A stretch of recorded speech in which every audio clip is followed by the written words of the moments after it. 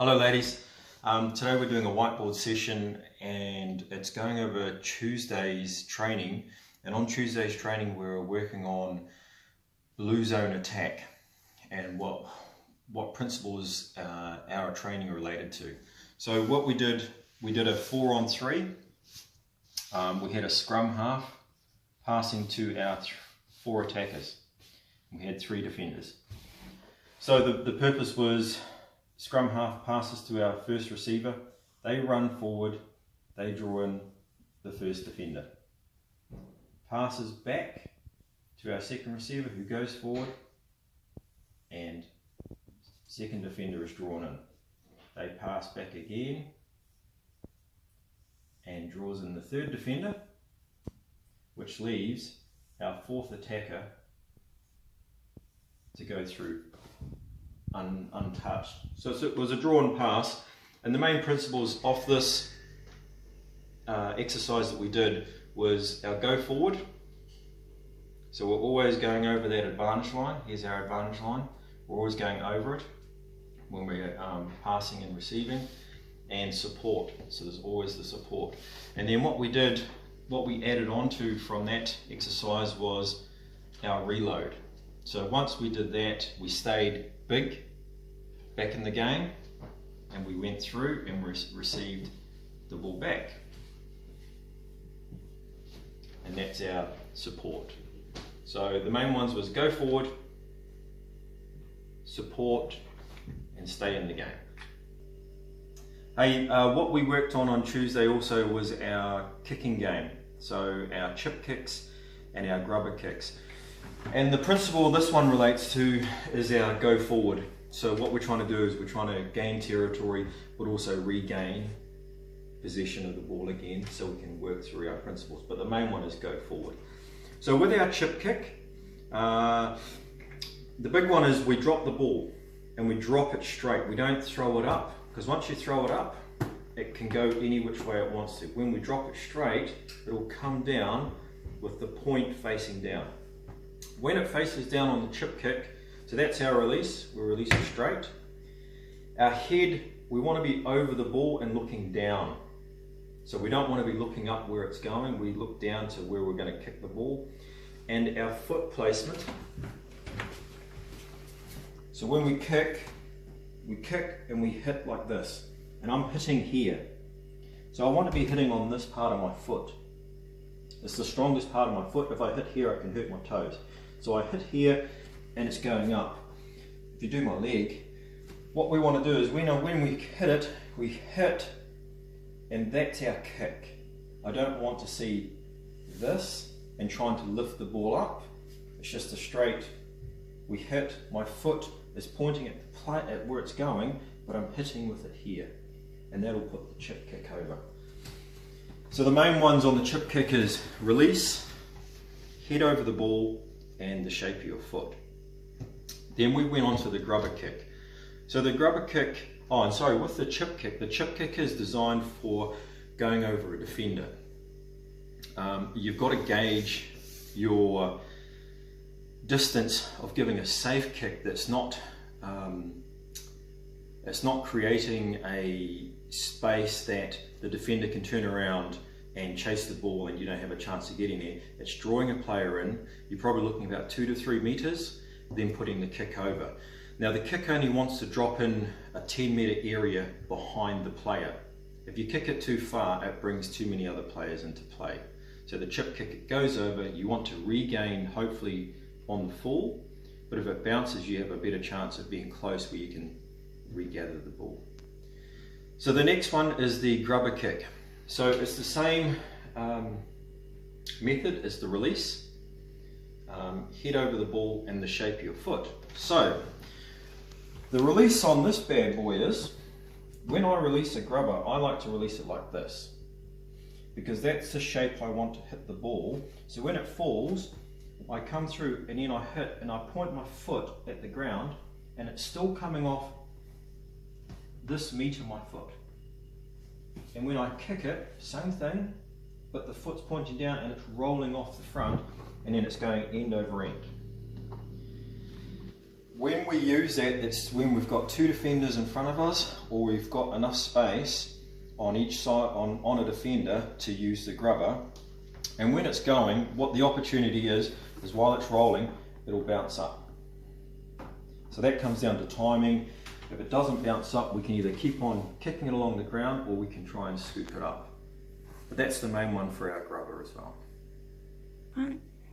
So on the kicking drill that we did, so we put two defenders up. We want them about 1 metre apart, 1.5 metres, to give some space for our attacker to go through. So the attacker will run, and within this distance here, so this is the danger zone for me. This is where the defenders can either put their hands up and stop the ball, or they can try and tackle. So the attacker would run. Then the first ones were we were kicking, and it was a chip kick over. And when the chip kick went over, the attacker would go through the gap and try and regather. Okay? So for the second one, we had the same deal. We had our two defenders. This time, we did our grubber kick. So again, we're attacking. We have that zone that is as our really ugly red zone we don't want to be in. We don't want to be in that area because it creates too many threats with the defenders. So what we did is the player would run with the ball, and then in this area, grubber along the ground, through the gap, and then it's a hard chase through, hoping that the ball is going to bounce up into the hands of the attacker. What's wrong? 2. Okay ladies, on Thursday we did a drill where we had 4 players, A, B, C, D, and A had the rugby ball. We set up 4 cones, and there I would look at maybe doing a 15 metre gap between each one, so we get a good run. So with this one, A, B, C, D are our 4 attackers, and this one works off the support and continuity in our principles of attack. So A will have the ball, they'll all run in a line, they'll all run, and A will drop the ball here. So the ball's dropped. A now carries on running, and B picks up the ball, C sits behind, and D sits behind C. So they'll carry on running. A runs past, B drops the ball at this cone, they run past, C now picks it up, and D is sitting behind in support. Now what happens is they come around this cone, the last cone, and they'll head out. A will then sit in here. This is our reload area. B comes around the cone and sits here. C comes around but drops the ball off at the cone and sits in there. Now D comes around, picks up the ball. They've now become like a scrum half, and D will pass to C. C will run forward, pass to B. B will run forward, pass to A. A will run forward. Okay, so also on Thursday we did this drill. So this is our continuity drill. We had 3 attackers. We have 4 cones, and they're set out in a zigzag. So what the player would do, they would go, okay, these are our 3 hit shields. So the way it worked is A would run. Once A gets to this cone, then B follows. Once A gets to this cone, then C goes. So you're getting that staggered support. So when we go through, A, and this is with a ball obviously, so A will hit the shield, and when they hit the shield, it's a hit and turn off your shoulder to pop if you're still on your feet, or if you're on the ground, you're passing off the ground and you're passing up to B. So then B is going to go in and hit the shield, and they're going to pop, or they're going to pass off the ground, and they're going to pass to C. And then C is going to hit in, and that's how we finished the drill on that first lot. So A, B, C went in and did their thing. So we progressed into where we had a halfback, or a scrum half, sorry. Scrum half would pass to A, and we'd go through the same scenario, and then we would have a scrum half on the last hit shield where A has come out, B has reloaded, C has reloaded, and they're getting the ball and they're going forward, passing, forward, pass, forward. Alright ladies, as we know, we do our 4 corners between most of our exercises. The main principles we work off on this bad boy is pass, catch, tackle. We have 4 people on each corner, and we have a rugby ball, only 1 rugby ball on these ones.